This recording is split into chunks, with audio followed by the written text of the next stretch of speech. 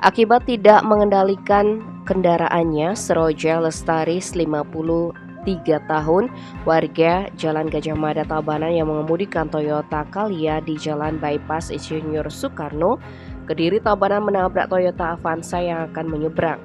Akibatnya Toyota Calya yang dikendarai Seroja terbalik. Kasubag Humas Polres Tabanan Ibtu Nyoman Subagia menyebutkan kecelakaan terjadi disebabkan oleh faktor kelalaian pengemudi Toyota Calya. Kejadian berawal dari Toyota Calya yang dikemudikan Seroja Lestaris datang dari arah barat menuju arah Denpasar.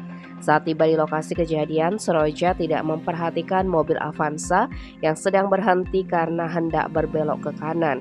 Karena jarak yang terlanjur dekat, Seroja kaget dan tidak bisa menguasai laju kendaraannya hingga menabrak bagian belakang Avanza.